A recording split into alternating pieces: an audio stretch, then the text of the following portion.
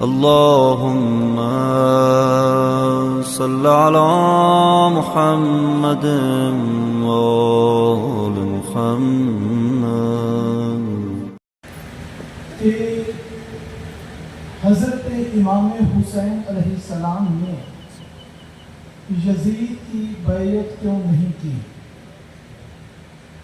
اور بتایا جاتا ہے سوشل میڈیا پر، جگہ جگہ پلیٹ فارم پر، کہ یزید فاسق تھا، فاجر تھا، ہر گناہ کبیرہ اس میں پایا جاتا تھا، وہ بدکار تھا، وہ خیانت والا تھا، بے ایمان تھا، اس لیے امام حسین نے اس کی بیعت نہیں کی.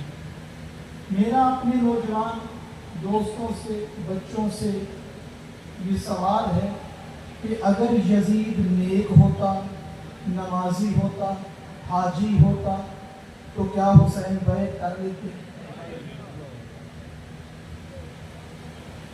یہ جو کہتے ہیں نا کہ یزید فاسق تھا، حسین نے بیعت اس لیے نہیں کی، ان کو یزید کا مسئلہ نہیں، ان کو پہلی بیعت منوانے کا ہے کہ وہ نیک تھے، علی نے بیعت کر لی تھی،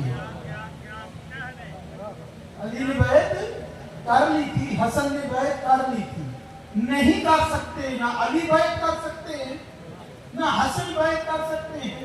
یہ ہاتھ علی کا نہیں، 1,24,000 انبیاء کا ہاتھ ہے.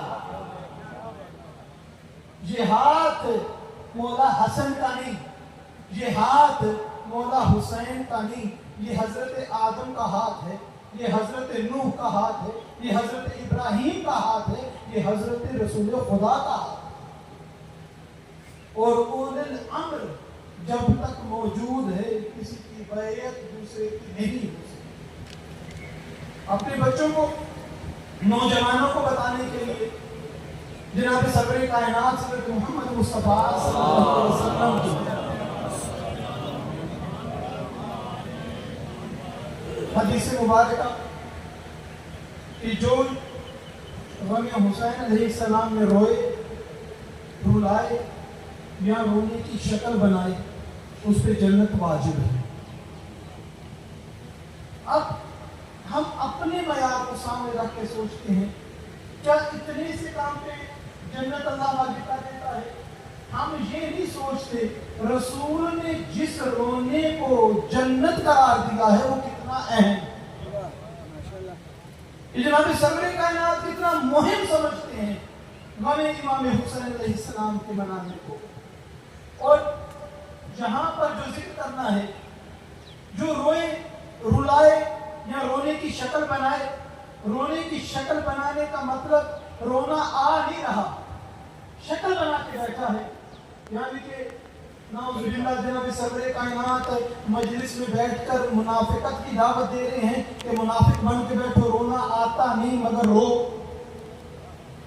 شکل بنا لو، رونا نہیں آ رہا شکل بنا کے بیٹھ جاؤ. یہ ایسے ہی عبادت ہے جیسے معصوم فرماتے ہیں جس بندے کا روزہ نہیں، رمضان میں جس بندے نے کسی مجبوری کی وجہ سے روزہ نہیں رکھا، وہ عوام میں جا کے بتائے نا کہ میں بے روزہ ہوں. اور جب روزہ داروں میں بیٹھا ہو تو روزے داروں جیسی شکل بنا کے بیٹھے. یہ بالکل ویسا ہی ہے جیسے قبلہ کا فرمان ہے، اگر خاتون کو نماز پڑھنے کی اجازت نہیں، وہ وضو کر کے مصلے پہ اتنی دیر بیٹھے جتنی دیر نماز کا ٹائم لگتا ہے، تاکہ کل کوئی بچہ جب کہے کہ بیٹا نماز پڑھو تو وہ یہ نہ کہے ماں کل آپ نے نہیں پڑھی. یہ منافقت نہیں، یہ دین ہے جو آل محمد بتا رہے ہیں، یہی شریعت ہے جو رسول خدا فرماتے ہیں. اور ہم سے سوال کیا جاتا ہے. اب آخری بات کروں گا، مجھے بہت ادب، بہت احترام ہے خدا کا. میری نیت یہ تھی کہ اعلان کرنا کر کے تو میں کچھ دوں گا کہ قبلہ آئیں گے اور خدا فرمائیں گے. صرف کیا دم ہے، آپ پروردگار کرم کرے کہ وہ ہمارے اس بول کو اپنی بارگاہ میں پروردگار قبول کر لے. ہمیں سوال کرنا کہ روتے کیوں ہیں، سوال ہم پہ بنتا نہیں. جناب صدر کائنات حضرت محمد مصطفیٰ صلی اللہ علیہ وسلم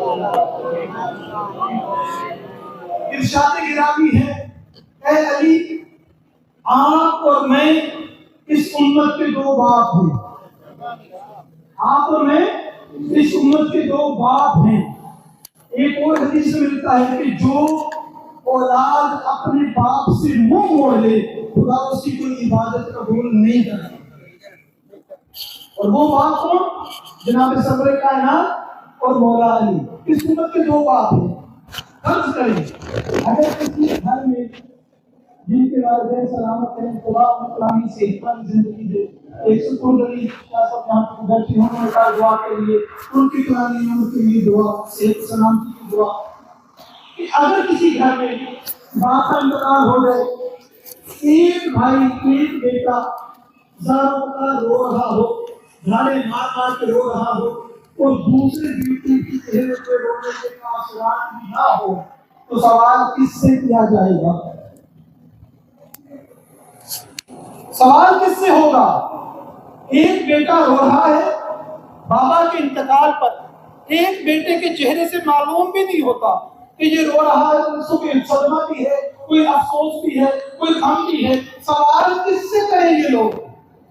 سوال رونے والے سے نہیں، سوال اس سے کریں گے یہ کیوں نہیں رو رہا، یہ کیوں نہیں رو رہا؟ پھر بتایا جائے گا یہ آپ کے والدین ہیں، یہ استاد کے والدین ہیں، یہ اپنے بابا کا نافرمان تھا، یہ اس لیے اس قسم کے تاثرات رکھتا ہے۔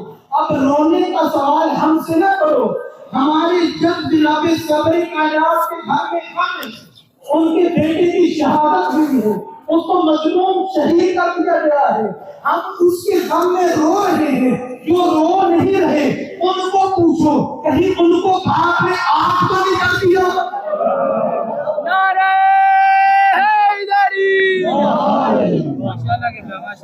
کیا وہ آپ کے جناب صدر کائنات تو نہیں؟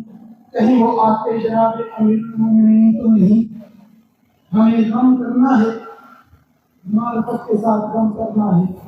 جب ہندو سنتا ہے نا جناب علی اصغر کا مسائل اور مظلومیت، ہندو کی آنکھ میں بھی آنسو آ جاتا ہے، ہندو بھی بے قرار ہو جاتا ہے، غیر مسلم بھی بے قرار ہے۔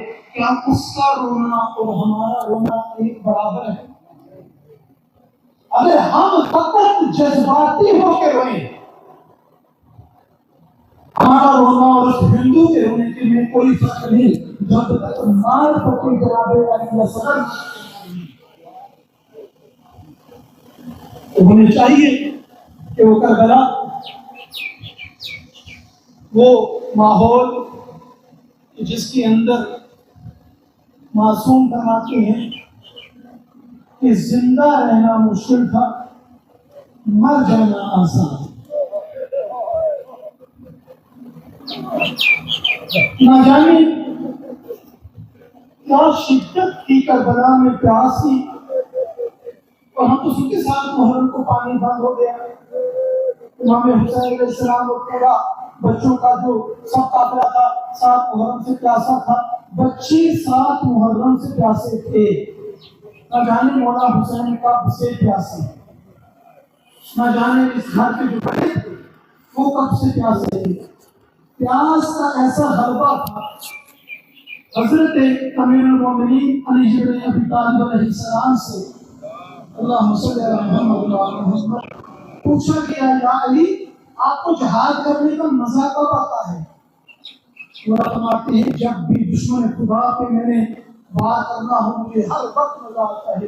یا علی پھر بھی کوئی ایسا ماحول کہ آپ کو بہت لطف آئے اس وقت جہاد کرنے میں، 3 کام ہونا تو علی لطف میں رہتا ہے۔ پہلا گرمی کی شدت نہ ہو، دوسرا پیاس کی شدت نہ ہو، اور تیسرا میرے گھر میں سکون ہو تو میں سکون سے جہاد کرتا ہوں۔ حسین تیری اپنی قسمت ہے، گرمی کی شدت بھی ہے، 3 روز سے پیاسا بھی ہے، اور معلوم ہے یہاں روح پرواز کرے گی اور وہاں صدا بلند کی جائے گی، لوٹ لو تبرکات علی مقتول کو، قیدی بنا کے لے چلو آئے رسول کو۔ اللہ ظالمین